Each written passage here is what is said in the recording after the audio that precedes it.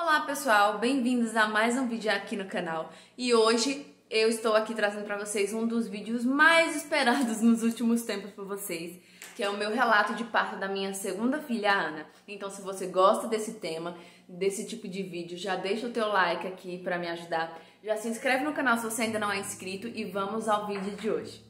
Bom, a minha filha, a Ana, nasceu dia 1º de março agora, né, desse ano de 2023. E antes mesmo de falar pra vocês o meu relato de parto, de como foi que tudo aconteceu, eu preciso dar uma recapitulada na minha gravidez, né? Diferente da gravidez do José, que foi uma gravidez bem tranquila, sem nenhuma intercorrência, sem nenhum susto, nem nada do tipo, a gravidez da Ana, nós tivemos alguns sustozinhos, né? O primeiro susto que nós tivemos foi lá no comecinho, quando a gente foi fazer a primeira morfológica, que é aquele exame de ultrassom que faz todas as medidas ali dos parâmetros do bebê, faz todas aquelas medidas padrões para ver se o bebê está se desenvolvendo corretamente. E quando nós fomos fazer essas medições, foi constatado pela médica que a medida do ventrílogo, sei lá, uma coisa assim, do cérebro da Ana, estava um pouquinho elevada para aquele período da gestação, estava um pouquinho maior do que o comum. Não era uma medida muito grande, nem tão insignificante assim. Ela estava um pouco mais alta, mas poderia ainda ser normal. E aí a médica precisou falar pra gente quais seriam as possibilidades, né? Poderia ser que fosse só uma medida um pouquinho maior mesmo, porque a cabeça dela ia ser um pouquinho maior, poderia ser normal, ou poderiam também termos algumas intercorrências. Uma delas é que ela poderia nascer com hidrocefalia, né, que é quando o bebê tem um acúmulo maior de água no cérebro, nasce com alguns problemas, enfim, coisas do tipo. E aí nós já ficamos muito apreensivos, eu e o Danoso, né? Não compartilhamos isso com ninguém, nem com familiares, só com uma comadre, só com a minha comadre, né? E aí a gente rezou bastante, entregou pra Deus, né? Que fosse feita ali a vontade dele, e ficamos com esse receio no começo, mas depois eu aprendi a confiar em Deus, né? Entreguei nas mãos dele que fosse feita a vontade dele. E quando nós retornamos para fazer o exame, a médica viu que realmente não tinha nenhum problema, que era algo normal. E esse foi o primeiro susto. O segundo susto foi que nós descobrimos quase no finalzinho da gestação que eu estava com diabetes gestacional. Apesar de não ter engordado tanto, não ter essas estripulias de comida, eu comia bem, comia saudável, tinha aqui e acolá, né, aqueles escapes de comer alguma besteirinha, mas mesmo assim, quando eu fui fazer o teste de glicemia, né, o teste glicêmico do líquido, nós constatamos que eu estava com diabetes gestacional. Isso já é um quadro que não tem tanta relevância assim, não tem tanta ligação assim, mas pode também estar ligado a pessoas que têm SOP, né, síndrome do ovário policístico, e eu tenho. Então, às vezes pode estar relacionado, porque o ovário policístico, ele impede com que o açúcar possa ser digerido corretamente pelo nosso sangue, o que gera vários problemas para a saúde da mulher. E aí, né, enfim, eu tive essa diabetes gestacional, precisei fazer dieta para regular, para evitar que eu tivesse uma pré-eclâmpsia, tivesse algum problema. Tivemos alguns episódios aí que eu não me segurei e acabei extrapolando na alimentação e acabou subindo glicemia, enfim, passando mal e coisas do tipo. Mas eu acho que isso só aconteceu 2 vezes. E terceiro probleminha que me deu foi já pertinho, no finalzinho da gravidez, quando eu fui fazer ali por volta de 35 semanas, eu acho, fui fazer uma ultrassom, e aí fizemos a ultrassom, tudo normal, e quando eu fui pra minha médica pra fazer o pré-natal, ela, na medição ali da barriga, ela viu que estava um pouquinho menor do que o comum, do que o que deveria estar naquele período. E aí nós precisamos fazer algumas investigações do porquê que estava dando menor, pra ver se era só porque era menor mesmo, ou se tinha algum outro problema, enfim. E aí nós tivemos que repetir a ultrassom, foi constatado que eu estava com um pouco de perda de líquido, mas aí eu já entrei no protocolo de beber mais água, e nós conseguimos regular, né? Mas esses foram os 3 sustos, assim. E, além disso, o meu medo de pré-eclâmpsia, que era grande por causa da diabetes gestacional, que era o meu maior medo mesmo. Mas, como eu disse pra vocês, embora não tenha engordado tanto na gravidez do José, eu engordei 16 quilos, comi horrores, enfim, né? logo assim, do segundo para o terceiro trimestre, porque no primeiro eu só vomitava. Vomitei até as 16 semanas. Já na gravidez da Ana, eu vomitei até o dia que eu comecei a entrar em trabalho de parto, ou seja, no dia do meu aniversário. Enfim, mas isso eu falo já pra vocês. Nessa gestação eu engordei só 8 quilos.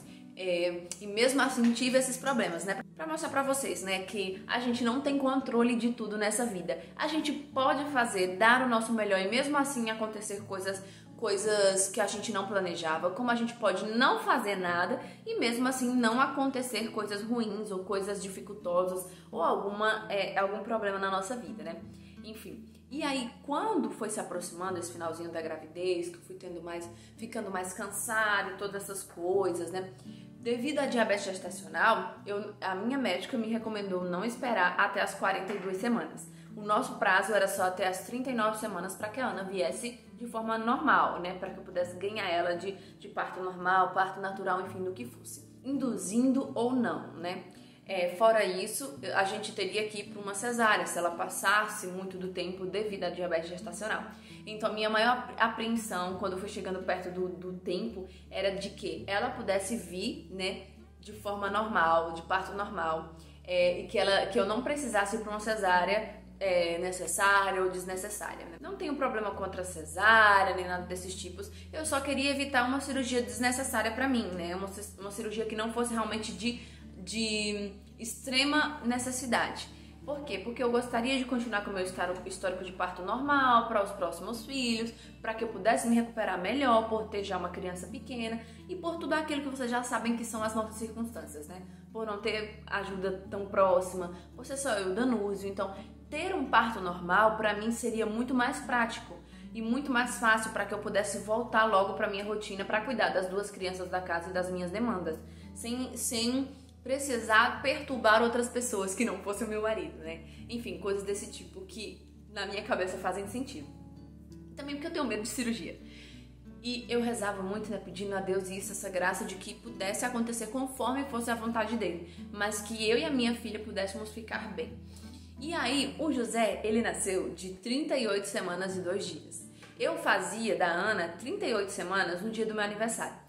E a médica já tinha me orientado, né, que era muito mais provável que ela viesse no mesmo período que ele, porque em obstetrícia, né, ela até falou pra mim que em obstetrícia é muito comum que se repitam os padrões. Então, a gente já estava meio que se programando para que ela viesse nesse período. Porém, basicamente no finalzinho, ali nos últimos dias, próximo mesmo de eu fazer 38 semanas, a minha pressão começou a oscilar muito. Eu não tenho um histórico de pressão alta, de pressão irregular, minha pressão sempre foi bem normalzinha. Normalmente ela é mais baixa do que alta. E aí, nesses últimos tempos, tanto a minha glicemia como a minha pressão começou a oscilar muito, a subir muito, e eu passava muito mal nesses últimos dias.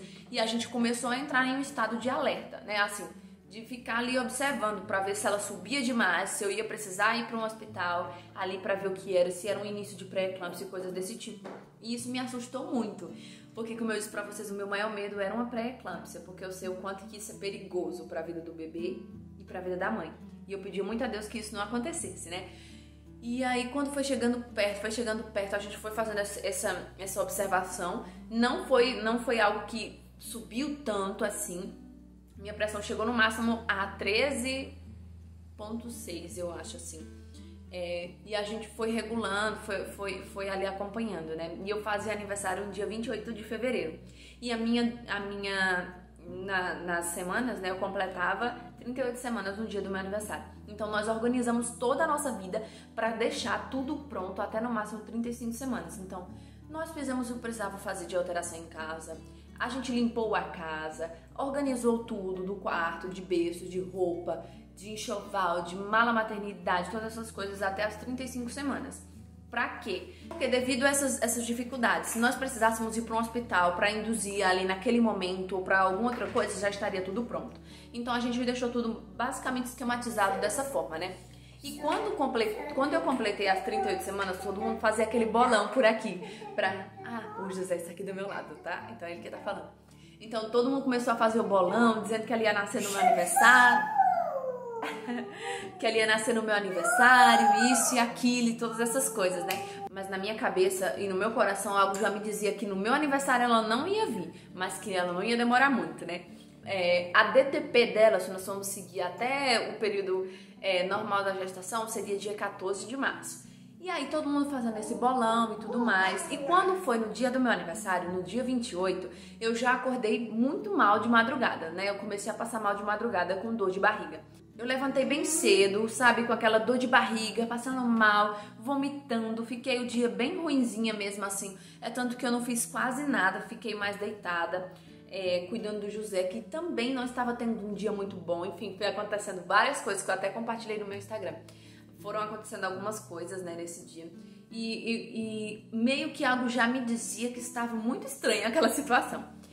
Que não estava muito normal, né? Porque não tinha comido nada de diferente para poder estar passando mal daquela forma. Mas passei o dia todinho assim, com dor de cabeça, com piriri e essas coisas. E quando deu exatamente meio-dia do dia do meu aniversário, eu estava conversando com o Danus, que estava no trabalho, e aí eu senti uma contração um pouquinho mais dolorida que puxava aqui, né, da pelve para as costas, para a coluna. E aí eu já fiquei assim, opa, essa dor é conhecida. Do jeito que eu tava conversando com ele, eu falei, amor, acho que tô começando a sentir as contrações doloridas. Acho que vai começar a engatar alguma coisa. Fica aí de alerta, né? Enfim, nós ficamos conversando ali. Eu fui sentindo essas dores, né, que foram começando, intensificando ao longo de todo o dia. E como eu já disse até como eu disse até no meu relato de parto da gravidez do José, né? Parto é movimento, então não adianta você começar a sentir as dores e ficar ali parada. Você precisa se mover, se mexer, fazer exercícios para ajudar aquelas dores, aquelas contrações a engatar, né? E aí foi o que eu fiz. Nós ficamos aqui em casa, eu nem queria sair, na verdade, mas o Danúcio insistiu tanto, eu acabei saindo de casa, né? A gente foi pra casa da minha mãe no período da tarde, que ele veio do trabalho pra casa. E aí a gente foi pra casa da minha mãe, sem dizer nada a ninguém, né? Eu só deixo pra dizer quando realmente tá acontecendo. Porque o meu pai e a minha mãe são muito ansiosos, então com certeza minha mãe tá assistindo esse vídeo, né? Eles são muito ansiosos, então se eu contar antes essas coisas, eu sei que eles vão me deixar mais ansiosa ainda. E aí eu preferi não contar. Enfim, eu fiquei sentindo, né, ali um pouquinho, mas nada muito específico, nada muito constante nem intenso. Nós viemos pra casa por volta das 18 horas e aí sim foi quando começou a ficar um pouco mais forte. Quando nós começamos a rotina noturna com o José, de dar banho, de dar ali o jantar, mamadeira pra colocar pra dormir. Eu lembro que quando eu fui colocar ele pra dormir, né, levar ele pro quarto, pro berço, enfim, todas essas coisas, eu lembro que já tava muito mais forte. Eu até disse, olha amor, qualquer coisa, tu vem aqui pra me ajudar. Se eu não aguentar, se demorar muito, você vem e me ajuda, porque tá muito forte. E aí ficamos nisso, né? Eu sentindo aquelas dores, até que quando a gente foi dormir, né? Nós assistimos filme, depois fomos dormir. Quando deu exatamente 11 horas da noite, eu me acordei. Eu me acordei com muita vontade de ir no banheiro, de quem tava com dor de barriga. Eu fui pro banheiro, mas aquela dor já não era uma dor tão normal assim. Não era só mais uma dorzinha de dor de barriga. Era uma dor muito mais intensa. E aí foi quando realmente o negócio começou a engatar. Porém, nesse mesmo momento, do nada mesmo, o José resolveu acordar. Eu não estava fazendo barulho, não estava vocalizando nada, porque não era ainda uma dor forte desse jeito. E eu não tenho esse histórico de gritar, de vocalizar muito. Mas ele resolveu acordar. Parece que o Danus disse que ele sentia, sabe, que alguma coisa estava acontecendo. E aí ele acordou e o Danus foi buscar ele no quarto e levou pro nosso, porque eu já estava ali bem concentrada na dor que estava muito forte. Porém, como ele me viu ali gemendo de dor, né, fazendo ai, ele ficou muito nervoso e ele não queria mais voltar a dormir de jeito nenhum. Ele começou a chorar e ele ficava chorando ali, chamando mamãe, e eu ali com dor, sem conseguir me concentrar. E aí eu me desesperei, né, porque pensa só, coração de mãe. Eu não só estava em um trabalho de parto, que não é algo simples, como eu estava com meu filho acordado, me vendo sentir dor e que ia bagunçar todo ali o ciclo de sono dele. E aí eu comecei a ficar muito preocupada porque ele estava acordado, que ele não ia conseguir dormir, que ia ser difícil, que ia dar trabalho. Se eu tivesse que ir para o hospital, ele ia ter que dar trabalho para outra pessoa, enfim. E aí as dores começaram a ficar mais e mais intensas, né? Por quê? Eu não concentrava, eu não conseguia respirar porque eu só pensava no estado que ele estava. Porque porque aí o Danúcio tirou ele do quarto pra eu poder ficar lá sentindo as dores dele e não ver. E aí ele ficou desesperado, chorando, porque ele queria estar lá perto de mim, né? Era como se ele quisesse me proteger. Enfim, e o Danúcio não conseguia colocar ele pra dormir. Eu ainda fui tentar, mas eu não aguentava segurar ele. E ele chorava e a gente resolveu chamar, né, pedir ajuda pelos meus pais. Era por volta de, o quê? 1h da manhã já, eu acho. E aí o Danúcio ligou pra minha mãe, pediu pra ela vir, contou tudo, né? E aí ela veio com meu pai aqui pra casa pra ficar com ele, enquanto eu ficava lá no quarto concentrada com o Danúcio, até que o trabalho de parto ficasse ali num período mais engatado para que eu fosse pro hospital. E aí nós ficamos nisso, minha mãe veio, ficou, brincou, deixou ele aqui brincar para ver se ele se cansava, né, de madrugada. Isso, gente, pensa só o sufoco na minha mente. E aí ele brincou um pouquinho até que por volta de umas 3, quase 4 horas da manhã foi quando de fato ele conseguiu cansar e dormir com a minha mãe. E aí, né, eu tava naquele período que eu conseguia apagar pra descansar, despertava com as contrações e foram ficando mais intensas, mas eu não tinha, né, rompido, meu tampão não tinha saído, eu não tinha tido até então, a minha bolsa não tinha estourado, então a minha ideia era fazer da mesma forma como foi na gravidez do José, no parto dele, esperar em casa até que minha bolsa estourasse pra de fato ir pro hospital. Mas minha bolsa não estourava, tampão não saía. Eu sei que essas coisas poderiam acontecer ou não, mas as dores estavam fortes, mas não era nada comparado com esse mesmo período na gravidez dele, né? E aí, enfim, isso aqui deu mais ou menos umas 6 e pouco da manhã, a gente levantou e aí eu disse, não, vamos pro hospital porque tá forte, não tá tanto, mas eu quero saber como é que tá aqui a coisa. Vamos lá pra pelo menos fazer um toque, eu não gosto de toque, mas eu queria saber como é que tava pra me basear, né? Eu até disse pro Danúcio, se tiver longe, a gente volta pra casa e depois a gente vai quando tiver perto, não tem problema. Só que quando eu cheguei no hospital, né, foi feito todo aquele processo pra entrar, pra se consultar, enfim, todas essas coisas, avaliações. E quando eu fui pra ser atendida pela obstetra que tava de plantão, pra que ela pudesse, né, me avaliar, fazer o toque e ver de quanto que tava a minha dilatação, quando eu cheguei a ser atendida por ela, que ela fez o toque, eu estava, gente, com 8 centímetros. Pensa só, 8 centímetros de dilatação. Nem a médica acreditava que eu estava tão bem com 8 centímetros.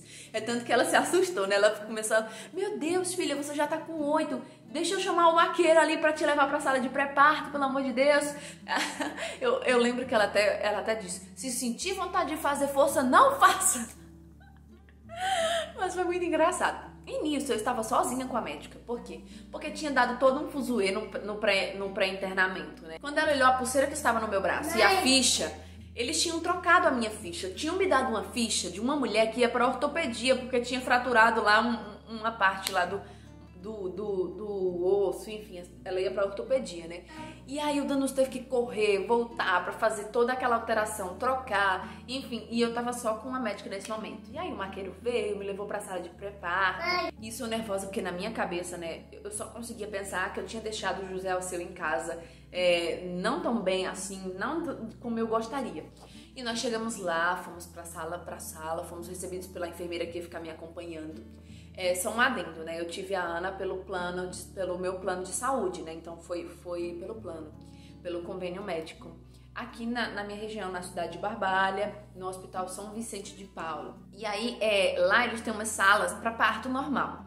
Não, tanto para quem vai ganhar pelo SUS, como para quem vai ganhar particular ou por convênio, a sala é a mesma. E aí a gente foi para essa sala de pré-parto, né? Pré, pós e parto, no caso. Lá tem bola, lá tem banqueta, lá tem água quente, chuveiro com água quente, tem de tudo assim para você poder viver bem ali o seu processo de parto. Assim como no parto do José, nós ficamos na maioria do tempo sozinhos, eu e o Danúcio dentro da sala. A enfermeira que estava nos acompanhando, ela só entrava na sala de parto quando era para checar os meus sinais vitais e do bebê, né? Para escutar o coração, para olhar a pressão, para fazer essas coisas que é normal de se acontecer. Mas eu não fiquei com acesso com soro nem nada disso. No parto do José, eu falei o quanto que a médica que me atendeu foi importante para que eu quebrasse os meus medos, para que eu pudesse viver uma boa experiência de parto.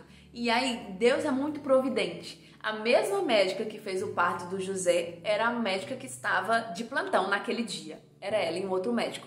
Mas acabou que ela foi quem ficou comigo, né? Porque eu, de todas as que estavam lá parindo, nas 6 salas de parto ao mesmo tempo, eu era a única que já tinha chegado lá já nos finalmente, né? Digamos assim. E aí, nós chegamos lá às 7 horas da manhã e a Ana nasceu às 10h20, né? Então foi um curto período que eu fiquei lá. E aí era a mesma médica. E eu fiquei tão feliz assim, porque eu na hora não reconheci ela, sabe? Não consegui reconhecer, não lembrava. No final de tudo, foi que ela mesma, ela me disse, né, que tinha sido ela que tinha feito parte do meu primeiro filho. Mas enfim, foi uma médica super atenciosa, cuidadosa, que me respeitava, que estava ali por mim, que não estava ali querendo me enfiar numa cesárea sem necessidade, ou queria que eu parisse logo. Ela queria que as coisas acontecessem no meu tempo, não me forçava a nada. Foi um trabalho de parto muito tranquilo, apesar de tudo, né? Eu lembro que teve um período que eu estava muito cansada, né? Porque eu tinha começado todo aquele trabalho de parto a engatar mesmo às 11 horas e já era 7 horas, sem me alimentar, sem beber água, sem nada. Porque eu não queria mesmo, a médica até insistiu para que eu comesse, para que eu bebesse pelo menos um suco. No máximo que eu consegui foi água de coco mesmo, que ela me sugeriu, né?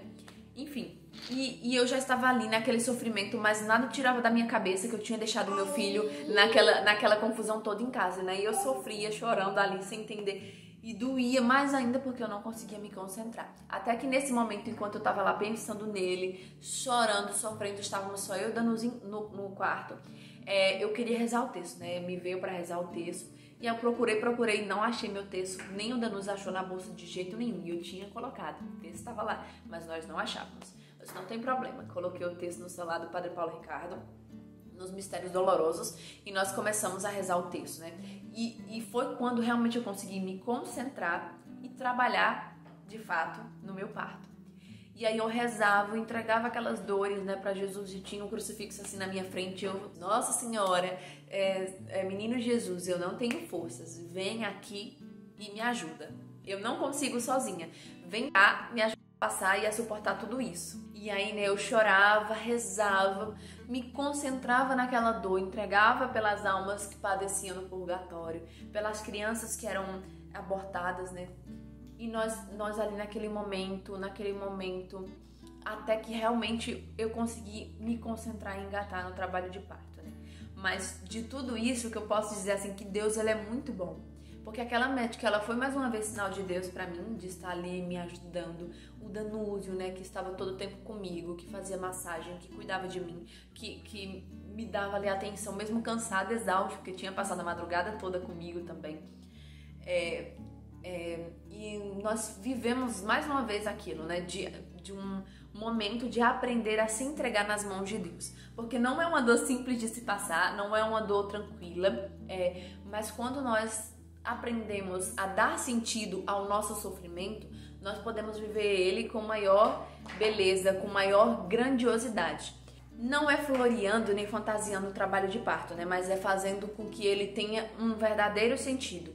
A dor não deixou de existir, mas ela foi ressignificada, porque não era um sofrimento em vão, era um sofrimento que ia dar a vida à minha filha, mas era um sofrimento que estava sendo entregue pelos que mais necessitavam e que tanto sofrem. Se nós pudéssemos entregar as nossas dores, não as dores causadas pelas nossas más escolhas, mas as dores por fazer a vontade de Deus, se nós soubéssemos o quanto que elas são valiosas como um meio de oração, de santificação, nós viveríamos os nossos sofrimentos por amor a Jesus de uma forma muito maior. O expulsivo para mim é sempre um momento mais sofrido e mais pesado, porque é quando eu realmente não me sinto capacitada.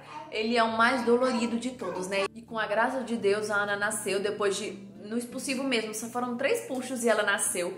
O Deus disse que a bolsa, né, minha bolsa, só estourou quando realmente a cabeça dela saiu, ia sair o corpinho, foi quando a bolsa estourou, quase que ela nascia ali, né, toda intacta com a bolsa. Mas enfim, foi um trabalho de parto onde Deus me ensinou mais uma vez a confiar e a se entregar à providência divina, né, a entender que não só aquilo tudo ia fluir conforme a vontade dele, que todo aquele sofrimento, aquelas angústias, aquelas dificuldades que nós passamos ao longo dos meses foram todas entregues nas mãos dele, né, que ele fez novo, como também o meu próprio filho, que tinha ficado em casa, também ia ser cuidado por ele, pela Virgem Maria.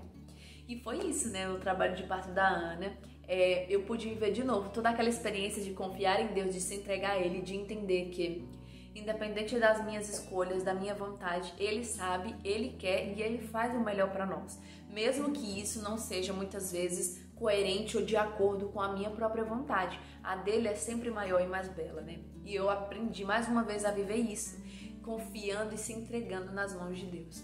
E aí foi quando a médica foi lá olhar as fichas, porque ela disse que tinha me achado muito semelhante, e foi que ela descobriu que no meu primeiro trabalho de parto também tinha sido ela, né, que estava lá comigo. E aí eu pude agradecer a ela o que eu não tinha agradecido no meu primeiro parto. E aí, Ney, eu queria deixar também um recadinho pra você que é profissional da saúde. Você não precisa falar de Deus a todo momento, né? Se você é cristão, falar de Deus a todo momento com os seus pacientes. Mas se Deus for o centro da tua vida e a tua vida for um reflexo de Deus, você transmite isso para todos aqueles que passarem pela tua própria vida. Aquela médica não precisou falar de Deus para mim, do amor de Deus, mas o trabalho dela bem feito, com amor, com zelo e com entrega, fazendo aquilo tudo ter um sentido, foi sinal de Deus na minha vida. E é isso que eu quero deixar para você. Todos vocês que estão me assistindo, dentro da tua profissão, da tua circunstância, você pode ser esse reflexo de Deus para aqueles que te convivem, para aqueles que convivem com você, sendo e vivendo com profundidade aquilo que você acredita, né? E se você também está passando por isso, de estar esperando aí o seu bebezinho, de estar com medo, uma angústia, o que eu te digo, estuda bastante, conheça aquilo que você vai vivenciar. Se você quer um parto normal, antes disso, né, entregue nas mãos de Deus para que seja feita a vontade dele, não só a sua, porque existem cesáreas que salvam vidas. Estude sobre o parto normal. Eu deixo aqui a dica do canal, do perfil do Instagram da Laura Padilha, do Pari Feliz, que foi quem me ajudou a entender sobre tudo isso, do trabalho de parto. Acima de tudo, reze e entregue nas mãos de Deus, porque Ele sabe o que é melhor pra nós, né?